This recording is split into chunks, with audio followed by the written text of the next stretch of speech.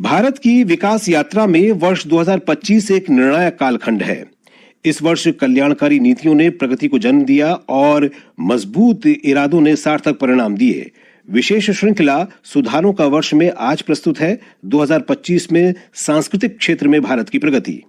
इस साल भारत का सांस्कृतिक पुनर्जागरण निर्णायक रूप से राष्ट्रीय मुख्यधारा में शामिल हो गया है। यह वर्ष देश के आध्यात्मिक परिदृश्य में एक महत्वपूर्ण क्षण था। जब अयोध्या में श्री राम जन्मभूमि मंदिर का निर्माण पूरा हुआ, तो वहीं नवंबर में प्रधानमंत्री नरेंद्र मोदी ने एक ऐतिहासिक क्षण के रूप में राम मंदिर के शिखर पर भगवा धर्म ध्वजा फहराया। यह वर्ष इसलिए भी शानदार रहेगा क्योंकि दीपावली को यूनेस्को की मानवता की अमूर्त सांस्कृतिक विरासत की सूची में शामिल किया गया। इसी तरह भारत के मराठा सैन्य परिदृश्यों को यूनेस्को की विश्व धरोहर सूची में शामिल किया गया, जिससे वैश्विक विरासत शक्ति के रूप में देश की स्थिति काफी मजबूत हुई। सामूहिक भागीदारी की भावना से राष्ट्रीय गीत वंदे मातरम की 150वीं वर्षगांठ को एक साल तक चलने वाले उत्सव के रूप में शुरू किया गया। करीब 1 करोड़ 60 लाख से अधिक नागरिकों ने अपनी प्रस्तुतियां रिकॉर्ड की। वंदे मातरम का मूल भाव है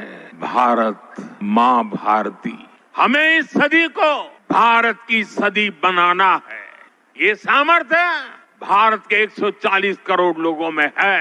हमें इसके लिए खुद पर विश्वास करना होगा। इस बीच 2025 में आस्था और सांस्कृतिक अभिव्यक्ति में जन भागीदारी अभूतपूर्व पैमाने पर पहुंच गई। प्रयागराज महाकुंभ में 66 करोड़ से अधिक तीर्थ यात्रियों ने भाग लिया, जो वैश्विक धार्मिक सभा का एक कीर्तिमान स्थापित हुआ। इस साल देश ने अपने संस्थापक नेताओं का भी सम्मान किया। राष्ट्रीय एकता दिवस पर सरदार वल्लभ भाई पटेल की 150वीं जयंती पर विशेष सिक्के और डाक टिकट जारी करने सहित स्मारक कार्यक्रम आयोजित किए गए। साथ ही डॉक्टर श्यामा प्रसाद मुखर्जी की 125वीं जयंती भी मनाई गई। कुल मिलाकर इन घटनाक्रमों ने 2025 को ऐसे वर्ष के रूप में रेखांकित किया जहां भारतीय सभ्यता का आत्मविश्वास एक दार्शनिक, सामूहिक और स्थायी अभिव्यक्ति में बदल चुका है। आदर्श और रोहन के साथ सकलैन।